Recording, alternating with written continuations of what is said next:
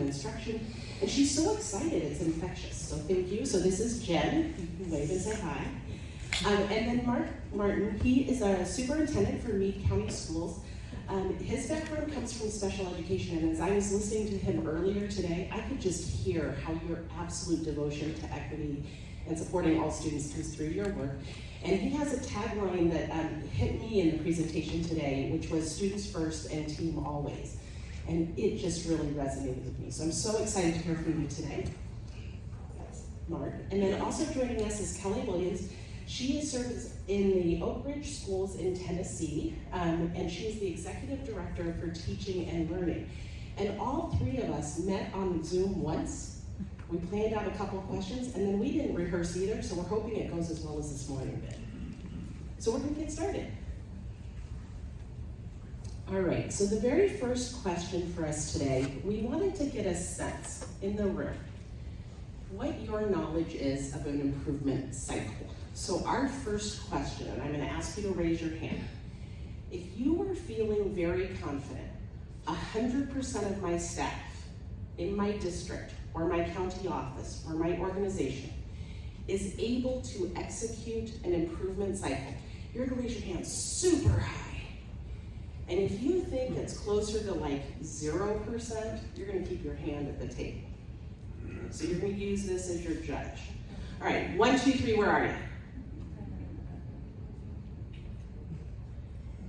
All right, we got a few people. Let me change that question just a little bit. Instead of asking about every employee, how about your leaders? The leaders of your departments or your school buildings. How confident are you 100% of my leaders could lead a cycle? 0% of my leaders, maybe right here, about 50, where are you? 1, 2, 3, go. All right, so we got more confidence in the leaders. All right, last question. How many folks is it your first time at a Studer conference? Okay, so we expected we might have a few folks who weren't entirely sure what improvement cycles were. And so I'm asking you a question, you're like, I don't even know if I can say it because I don't know what that thing is. All right, here we go. So we're gonna start, Kelly, I'm gonna start with you. Why don't you tell us a little bit about what an improvement cycle looks like in your organization, and how did y'all start deciding to do that? Thank you. We really needed to define continuous improvement. We said that so loosely, we do continuous improvement. And we realized that people didn't really know what that meant, other than we're trying to get better. So we wanted to get a lot tighter around our definition for continuous improvement. And we also knew, we talk about teachers and their work in silos, and we also knew that we weren't doing a good job capturing that organizational learning. So how are we gonna get better at getting better if we weren't holding on to those nuggets and finding a way to scale and spread them throughout our district? And the way that we define continuous improvement is really through that Carnegie definition of PDSA, Plan, Do, Study, Act. And on that piece, we've been working really hard just in the last quarter, drilling that training down to the teacher and in some cases even the student level, because we know specifically in the area of study and act, we know that teachers naturally plan, do, plan, do, plan, do, plan, do, plan, do. And so now we're really talking about the importance of the study and act piece of our improvement cycle so that we can do those things. We can define our continuous improvement and we can really capture that organizational learning. Yeah, that was a great answer. Good job. So in Porterville Unified School District, we also use what I would call a PDSA-like cycle. But having said that, we don't have like a set framework that they have to do or a template that we use, because what we're really focused on is just asking the questions. Why is that the action you're choosing? Like, what's the data that shows that? And now that you're doing the action, how are you gonna know that it's working? Like, let's look at the data. You don't have data, let's go find data. And then always reflecting and learning from those cycles. So I would say that's really a huge part of what we do. For Porterville Unified School District, this is actually only my 3rd year there. Prior to that, I worked at the county office that supported them. And so their journey with improvement cycles began really through California's accountability system for differentiated assistance, which is really based on improvement. And I think what they recognized is that they have random acts of improvement happening. And so they really wanted to bring a system level to that, which is why they decided to have a director of continuous improvement, and that's where my position came in. So, so far it's working out pretty well, especially coming out after the pandemic, which is a perfect time to engage in this work intentionally. Well, Amy, first, thank you for the opportunity to be on this panel with these talented ladies. Really, it's a privilege to be with you all today. So for us in Meade County Schools, I became the superintendent in 2020. This is our 4th year with student education. We partnered with student at the beginning of my tenure. And I've been in the district for 6 years already. I taught and coached in a larger school district before coming to Meade County in 2014. And we were a good school district. We had pockets of great, we had pockets of average, but mainly we were good. And I really wanted to take our school district from good to great. You know, some of that work Jim Collins and Mike Schmucker talk about, because those are really the hardest last steps. And so if you're new to Studer, if you're considering working with Studer, one simple way I would define that is Studer helps elevate who you are and where you want to go. You know, that's what it's really done for us in the last 4 years. So when it comes to cycle planning, we talk a lot in recent years about vertical alignment, horizontal alignment. We're 6 primary elementary schools, 1 large middle school, 1 large high school, approximately 5,000 students each year. And we want our students across those 6 primary elementaries that feed that large middle school, high school to have a common experience. So 3rd graders, yes, there's a unique culture from our west end to our east end and everywhere in between. But when I walk into a classroom, it should look a certain way. It should sound a certain way.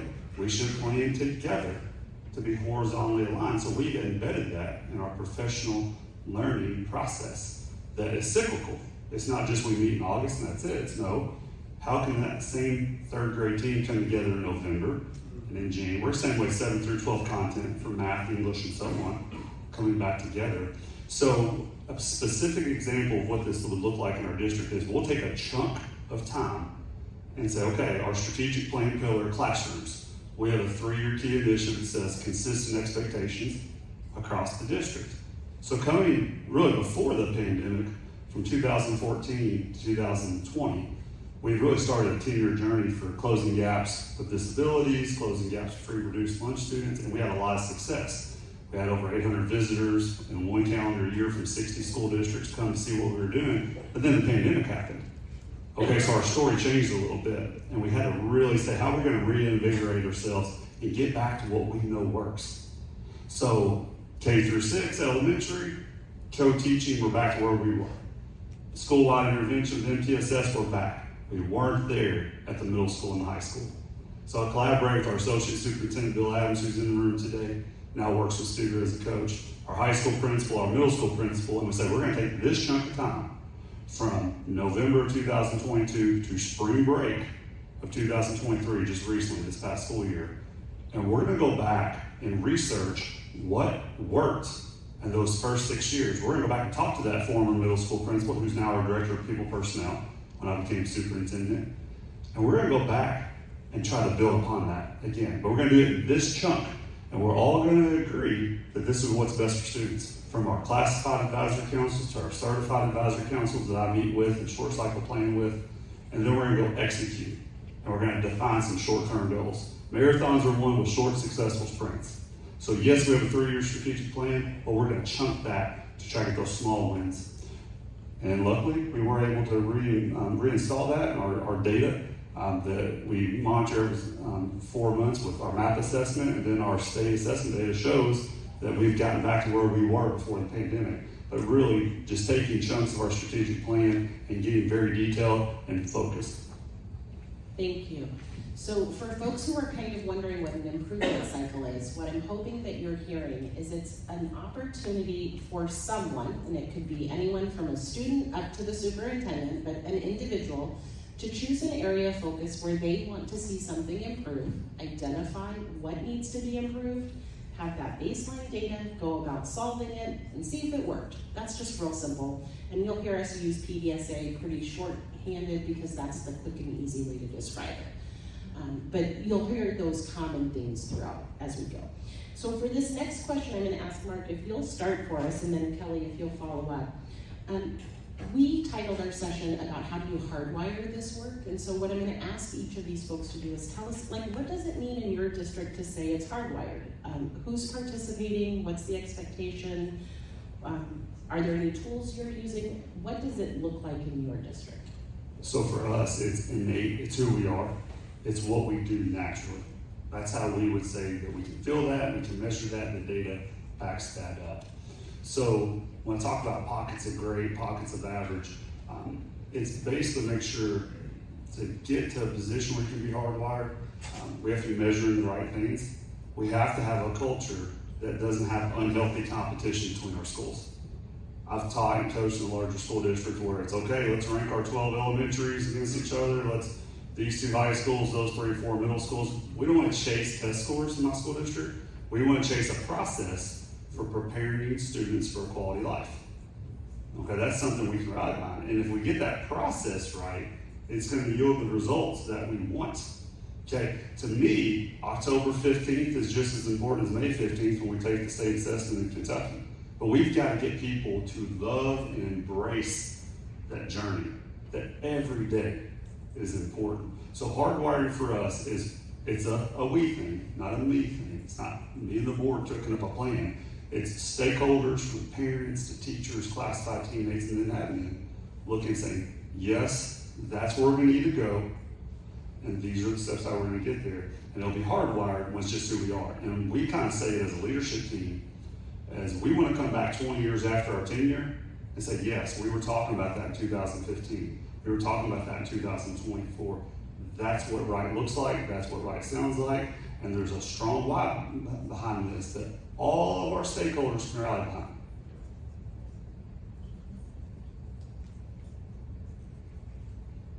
I'd like to second all of that. Well said. For hardwiring in the Oak Ridge District, it was hardwired for our school leaders when we made it a part of our quarterly principal data rounds.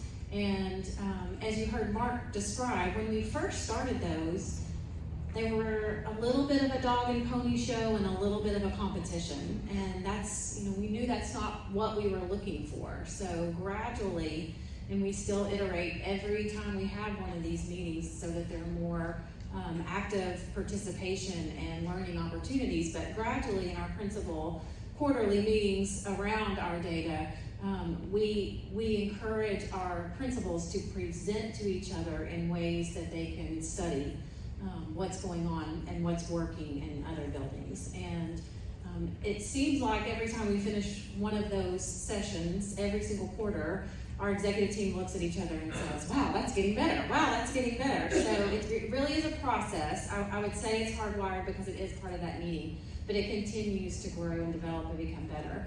And then in our classroom setting, we've really embedded that in our professional learning community process. As part of being a professional learning community, you are studying together what works, what doesn't work, but failures are important too.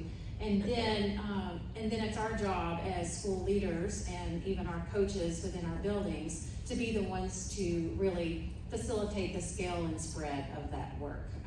Our teachers are very busy, so finding that time to share within their small teams, sometimes that's their full capacity. So we want to create opportunities for them to share outside of their teams or even be the ones to share outside of their teams.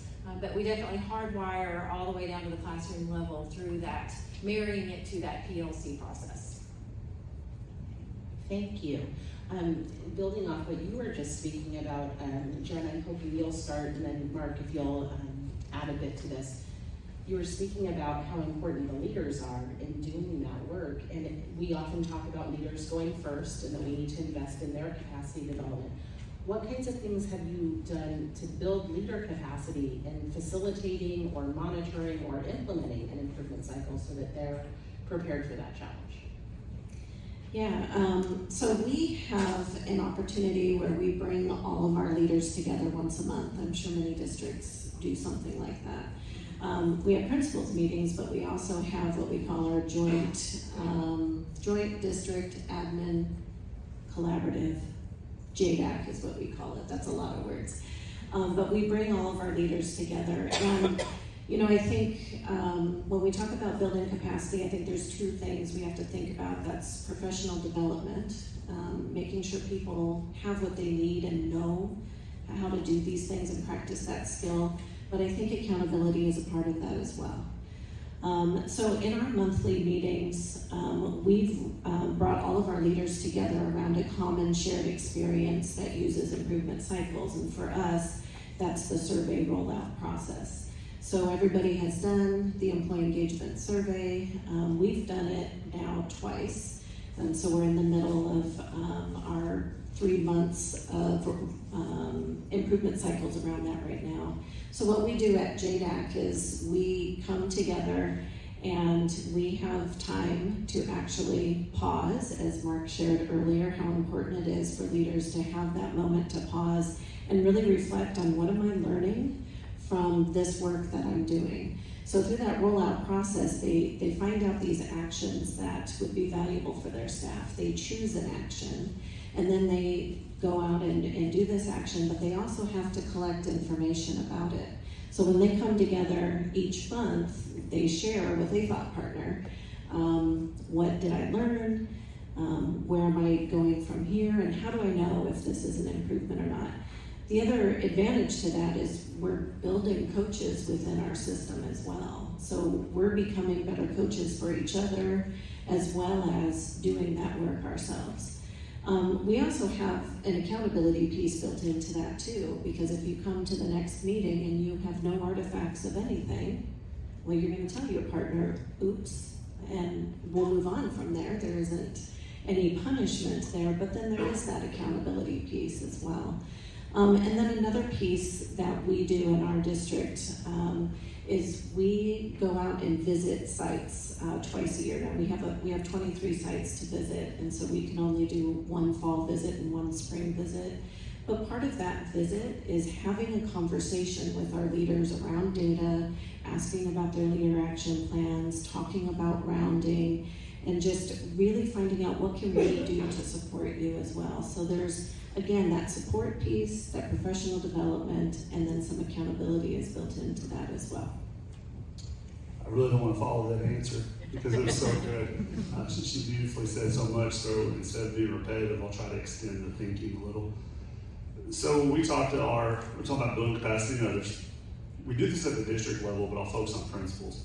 We want our principals to be comprehensive leaders. So when I was a first year superintendent, we had a really talented young high school principal who now is our personnel director. She had a great 5-year tenure, but early in her tenure, she'd say, this year we're working on culture, next year I'm gonna work on instruction. We always talk about balance wins, balance sustains. We're working on both. We're working comprehensively, but my principals, and I've seen this in other districts, like I'm the behavior person.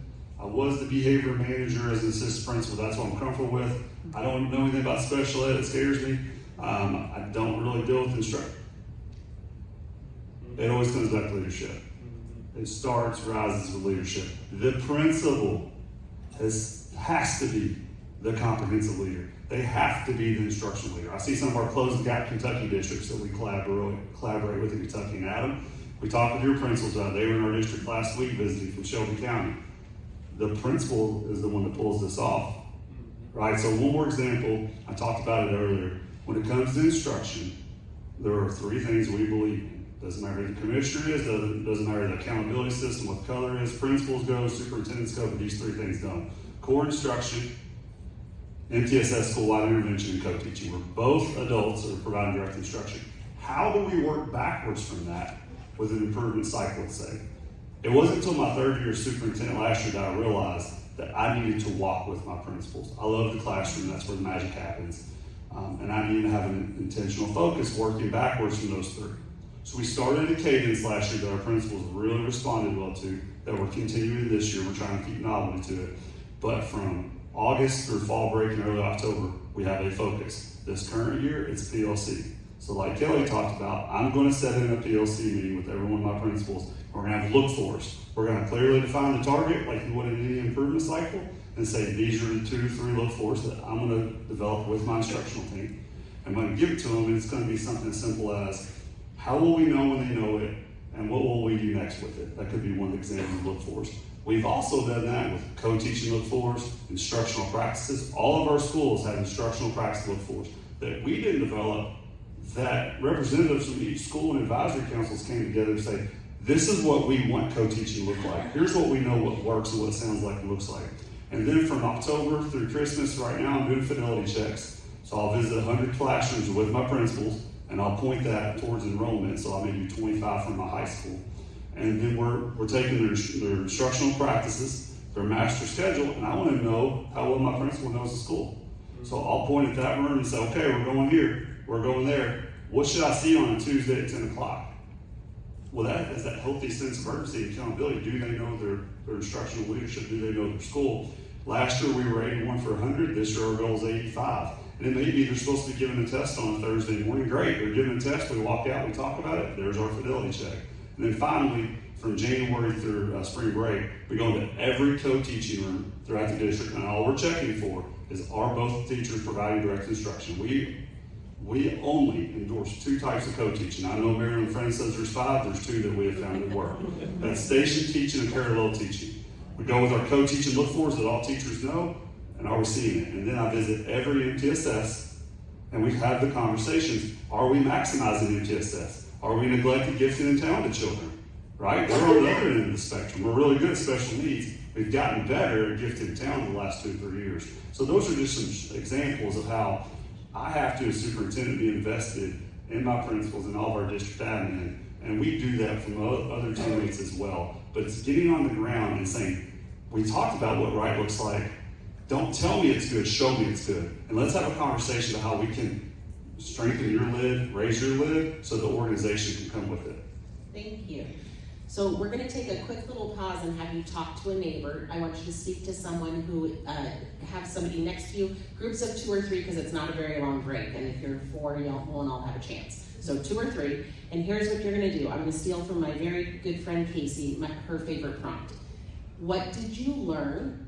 Or what were you reminded of? Or what was validated for you? Something that you're like, ooh, it's good to hear someone else say that same thing. So what did you learn? What were you reminded of? Or what was validated? Not very long. Talk. We're going to turn our attention to 3 questions now as we close out our time, and then open it up perhaps if we have time left. But I wanted you to hear from each of these leaders about the way in which the journey has worked for them. And we're going to start, as we often do, by harvesting some wins. So I'm going to ask, we'll just start with Kelly and work our way down the list. When you look back, or not the list, across the table. Anyway, when you look back across your time of implementing improvement cycles, what's a win you want to harvest? What's something that you're proud of and shines? I think with improvement cycles, that is a space where you can be paralyzed by perfection. So trying anything is a win, just get started. My biggest celebration, most recent celebration, was the first clear classroom strategy that started in the elementary school and is now all over our secondary spaces as well. That's a strategy that works. And doing some reinforcement kind of training at the high school level, and they didn't know this thing that they were so excited about that was engaging their high school students and motivating their high school students came from a 3rd grade classroom. So it was a really wonderful, beautiful moment for me to talk about how the PDSA cycle is working and why we want to harvest ideas from their classroom. So that's fun. I think a win for us is actually a look at our meeting structures, which at the time I thought was such a small thing. But when I look now at how impactful that's been across our organization, it's been amazing. If you were in my session yesterday, you heard me talk about the fire hose meeting, is what we used to have. And we always thought about these practical objectives. But as we're building these systems for improvement, you have to build in those experiences for people to reflect, to look at data, and to talk about it. It can't just be sit and get always. And so we now look at practical objectives, but we also look at experiential objectives when we plan meetings. How do we want people to experience this? What structures are we building in for them? And the reason that's such a win is because, as you mentioned earlier, leaders go first. So this was a model at this JDAC meeting that principals and directors were seeing, and now I'm seeing agendas that look very similar. I'm hearing people talk about how they gave input at a meeting that they've never been able to do before. So it really had that ripple effect. So Amy, you talked about students first team always. There's a lot of mission sightings and evidence of that in our school district, but two quick ones. Two-way communication and transparency. I think before I became superintendent, we were pretty hardwired to be secretive. And just something as simple as we didn't post our salary schedules on our website.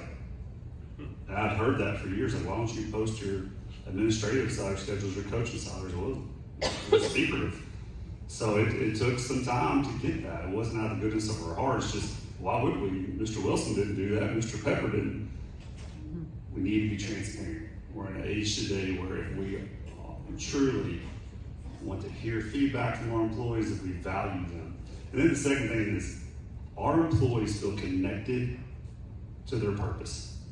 When we talk about team always, it's that no matter what my role is, I know I wake up every day positively contributing to the success of students. Students first, team always, but I have a role in that. And I've heard our employees give that feedback to myself, their colleagues, their teachers, their custodians, bus drivers, and we're seeing that in our employee experience survey results. We're seeing that in all of our data, that our people wake up every day, and for the vast majority, it's a privilege and honor to work at Meade County Schools. So I'm very proud of that. And I know that short cycle development, going through all of our 3-year key initiatives has played a positive role in that. Thank you. So in the spirit of continuous improvement, I know that all of you are committed to always getting better. What's a challenge that you had to face as you led this implementation, as you led this work?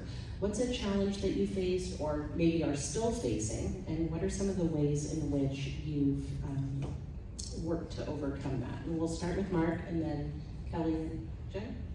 I'll go brief to leave these ladies more time, but I got questioned a lot on why do we need to do strategic planning back in 2020. We're a good school district. Why do we need that? And we go back to that good to great discussion. So early on, finding those wins and developing advisory councils before we even started partnering with students. So we value two-way communication. We want to hear from you. And then applying where it was winnable. And then communicating. Not just communicating with our admin team, but communicating with classified, certified employees, whether it's through written communication, videos, especially during the pandemic, we had to be as transparent as possible, and then our board.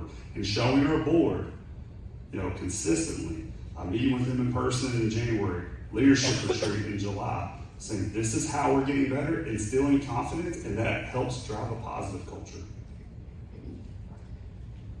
We've learned a lot. We've learned that age-old theme applies here. We don't have time. How are we going to do this? And we noticed at first that our principals, when we went through the formal cycle, and in the end we talked about, are we going to adapt this strategy? Are we going to adopt this strategy? Are we going to abandon this strategy? It was adopt. We're going to adopt everything. We're going to do everything. And so as curriculum coordinators, everybody was getting a little shoulders up to the ears over all of that. So we did a little activity where we listed all those things. What are the things that you're doing with our school leaders? And we made the quadrant where you're looking at high impact and low impact versus the amount of investment, high impact, high investment, high impact, low investment. We had them kind of put all their activities around that quadrant, and we started to shift our conversations to let people know that that these cycles could actually be a way to get more time. Let's look at those things that are high energy but low impact. Let's abandon those things and take them off our list. Could we test even taking some things away? So we've learned to use this improvement cycle testing as a way to give people back more time and really think about the really high impact activities that they're doing. We've learned so much, and we have so many challenges. So to pick one, You can have two. so I think probably a valuable learning for us is we've learned that we need to slow down. And I would say a challenge for us is that we need to slow down. And I think the way that we've been working to kind of help each other with that is that intentional reflection and using those improvement cycles and really paying attention to what are we hearing from people, what is the data telling us, and challenging each other to make sure, like, are you just chasing the next shiny thing? Or does this fit into what you're working towards and what your goals are? Thank you. All right, so the really important question. If any one of these people came up to you and said, I'm getting ready to start, haven't done it yet, what's your piece of advice as they open that door? So why don't we start, Jen, will you kick that off, and then Kelly and Mark? Sure. I would say start small, and as I think Pat Greco says and Matt Hillman mentioned earlier, stupid simple. Small and simple. And super, super important that leaders go first. They're watching. They see that, and they'll take it, and if you can engage them, they'll be able to do those things too. That's exactly, that's the perfect advice. So if I can find a way to build on that, I already said, don't be paralyzed by perfection. Find that small group, start slowly, and then make a plan to continue to come back and train and retrain and say, what are the outcomes we wanted from creating this continuous improvement cycle? Are we getting those outcomes? So a long-term plan of support after you do all that stuff. Yeah, so we say go slow to go fast. So if you're about to start or you're thinking about strategic thinking, planning, make sure you get the right people collaborating. There's a power in collaboration. So make sure that all stakeholders have an opportunity to provide input. And then look for those trends and see, is that an idea we can execute? Any good idea is only as good as you can execute it. And then finally, this is really one of our 5 keys that is a part of that story I alluded to that we started in 2014 with continuous improvement and gap closure for all students. And how do we know this one? So number 5, block out the noise. There's a lot of noise out there, more noise in education than ever. Okay, so whether it's political noise or go chase this new shiny thing, whatever your plan is, stay one fist with it. And nothing is going to stop that hedgehog focus from you accomplishing that plan. So make sure you have the right plan that we can all rally behind. Slow down enough to check for understanding and say, okay, are we good? Do we agree to this? And then continually monitor it. Progress, monitor it, and then block out everything else. Say, you know what, that may be for another day. Maybe a great idea, but our district can't execute it as well as the county you're alluding to, 2 counties over, 2 school districts over. We got to do what works for us. So believe in your plan, have a belief. A hope's not a strategy. Have good strategy how to get it done. And then communicate often those wins or where you're getting stuck. Be human, be vulnerable, and say, we are stuck here. Or I heard Matt talk this morning about, hey, we missed the mark there. To give yourself grace and give your team grace to say, we'll do better, we can do better. And that's how you'll instill that belief from your board, and it'll cascade all the way to all your employee groups. Thank you.